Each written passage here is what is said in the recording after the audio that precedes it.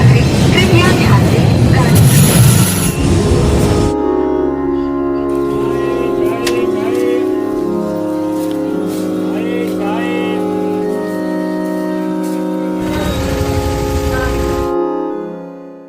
Hello everybody, I am a documentary film maker and आज हम लोग हैं बिहार की राजधानी पटना। जी नहीं, पटना से 1400 किलोमीटर दूर एक और छोटे से बिहार में।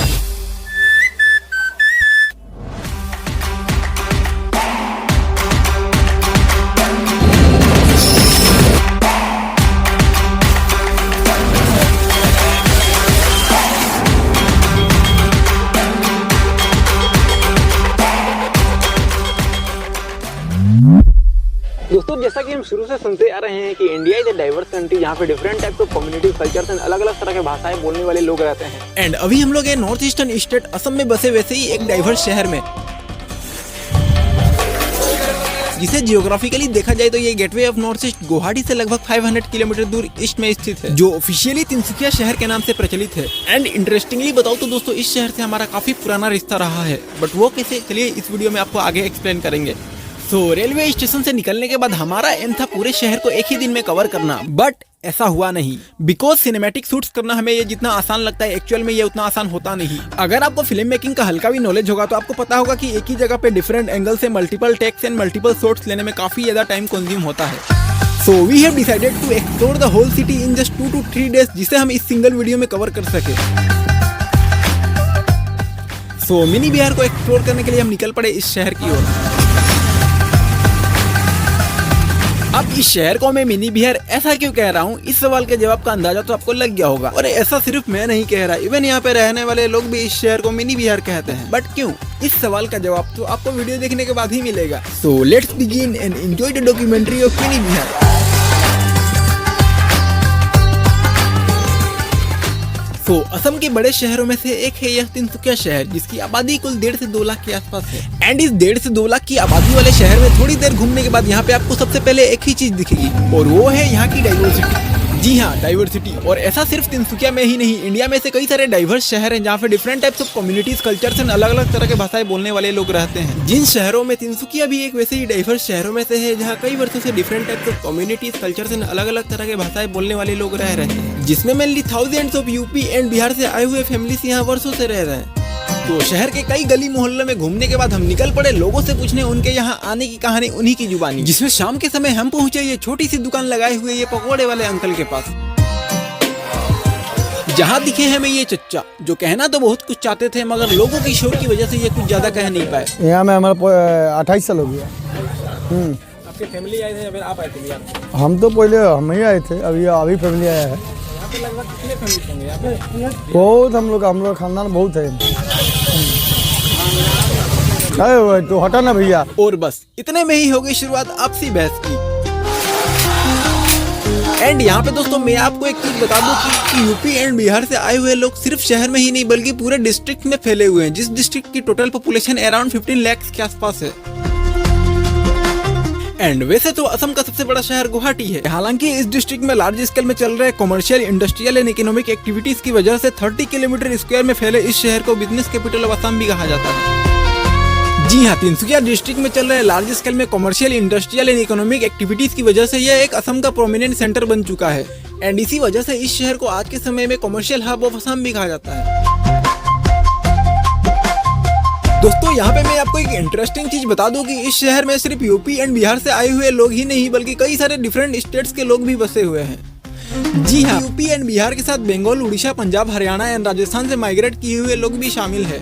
एंड यहाँ की यही डाइवर्सिटी इस शहर को बनाती है यूनिक एंड डाइवर्स।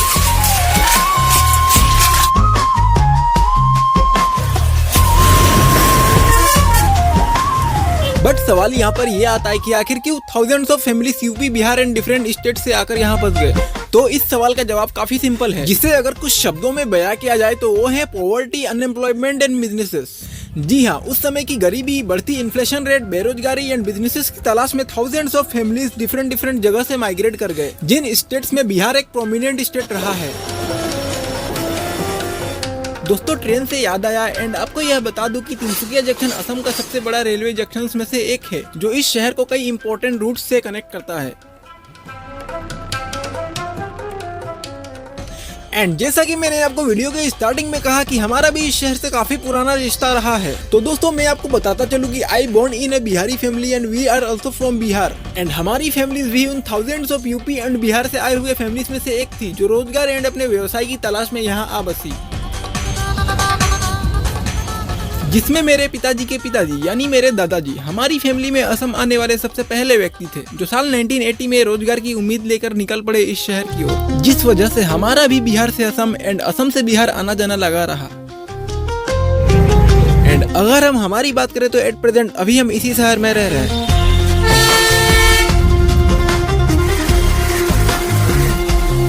यहाँ के कई गली मोहल्लों में घूमने के बाद हमने एक चीज नोटिस किया कि यहाँ ऐसे कई सारे कॉलोनीज है जहाँ तरह तरह की भाषाएं बोलने वाले लोग एंड डिफरेंट कम्युनिटीज के लोग एक साथ वर्षों से मिलके रह रहे हैं। एंड यहाँ कुछ ऐसे भी कॉलोनीज है जहाँ जाते ही आपको लगेगा जैसे आप असम में नहीं बल्कि बिहार के किसी गाँव में हो। देश के विभिन्न जगहों में इसी तरह की डाइवर्सिटीज की वजह से इंडिया पूरे विश्व में एक अलग पहचान रखता है। और घूमते घूमते हम पहुँचे कोयले की आग में पक रहे गर्मा गर्म लिट्टी चोखा का स्वाद चखने इन दादी के पास, जो कई वर्षों से लिट्टी चोखा यहाँ बेचते आ रही थी। Litti chokha, it is called as the one of the favourite dish of Bihar, जो कि यूपी एंड बिहार के साथ पूरे देश में फेमस है। बट लिटरली बताऊँ तो I don't like it too much. And उसके बाद हमारी मुलाकात हुई साल 1959 में मुंबई से आई हुई इन आंटी से। आंटी यहाँ पे आप लोग कब से हैं यहाँ पे? 1959 में। जी, कहाँ से आई थी आप लोग? हमारा ये ससुराल है। ससुराल है आपका? मैं बम्बई से आई। मुंबई से आई थी। आप लोग कहाँ के रहने वाली एक्चुअल? मेरे यूपी के रहने वाली है। अच्छा, तो ये कारोबार आप संभालती है ना? मैं भी संभालती, मेरे पति भी संभालते। देश में इनके जैसी लाखों करोड़ों महिलाएं हैं जो अपने घर का मुख्य व्यवसाय चलाती हैं। जिन महिलाओं में से ये थी एक महिला जो अपने परिवार का पालन पोषण के लिए यहाँ दुकान लगाए बैठी थी। जिसके बाद हमारी मुलाकात हुई एक ऐसी फैमिली से जो यहाँ 100 से अधिक वर्षों से रह रही है। 100 बरस।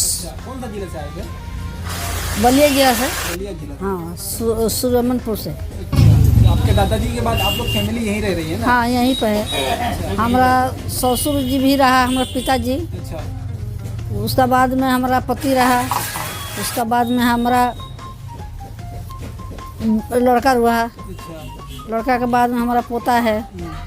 हम लोग के 5 पूत हो गया है हुआ यहाँ में।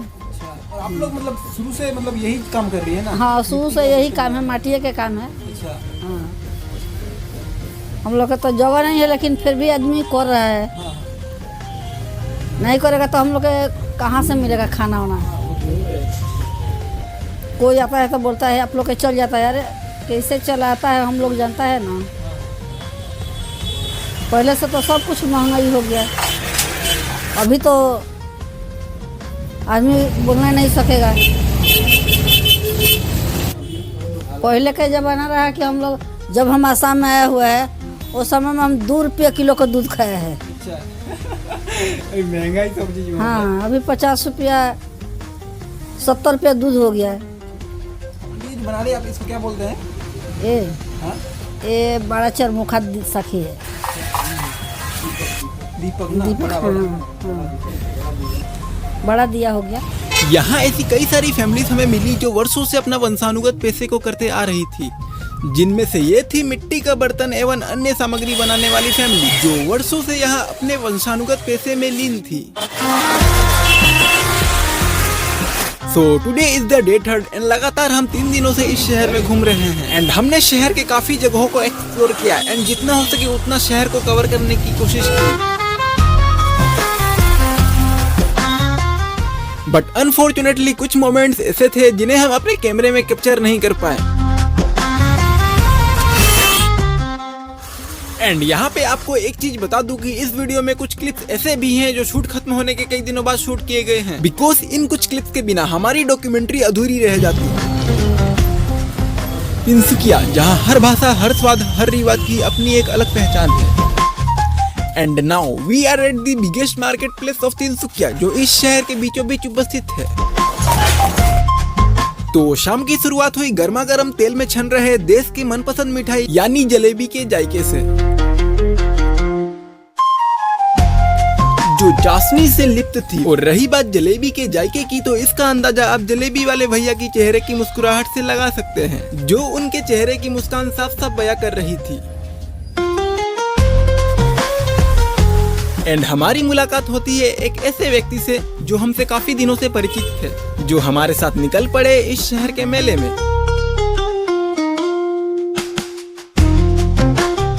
वैसे कहने को यहाँ की बाजारें एवं दुकानें किसी मेले से कम नहीं। जी हाँ, हर तरफ चकमकाती दुकानें, खुशियाँ बटोरे चेहरे पे मुस्कान लिए हुए दुकानदार वाकई किसी मेले का एहसास दिला रहे थे। और घूमते घूमते भरी बाजार के बीच में हमें दिखे ये बांसुरी वाले अंकल, जो रोज शाम सुनाते यहाँ से आते जाते लोगों को अपनी बांसुरी की धुन।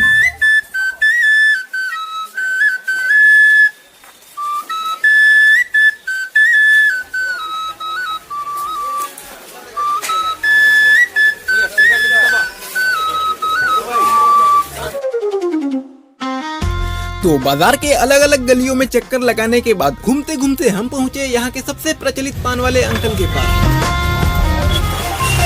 जिनके पान की स्वाद किसी बनारसी पान से कम नहीं, जो इस शहर के बीचों बीच उपस्थित थे, जहाँ मीलों दूर से लोग आते हैं इनकी पान का स्वाद चखने।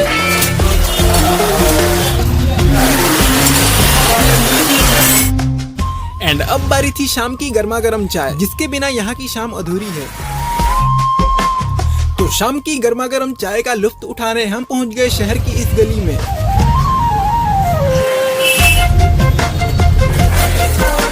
तो चाय पीते पीते याद आया, एंड आपको यह बता दूं कि असम इंडिया का सबसे बड़ा लार्जेस्ट टी प्रोडक्शन सेंटर्स में से एक है, जहां की चाय पत्ती देश विदेशों में एक्सपोर्ट की जाती है।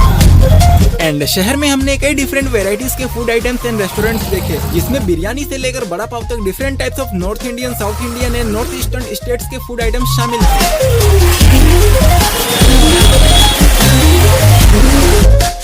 So, वीडियो के एट द एंड में अगर अपनी बात करूँ तो my name is R Ali and I am a 19-year-old YouTube content creator. And मेरा एम सिर्फ ऐसे शहर ही नहीं बल्कि देश दुनिया की हर एक यूनिक एंड डाइवर्स चीजों को अपनी डॉक्यूमेंट्री सीरीज में कवर करना है।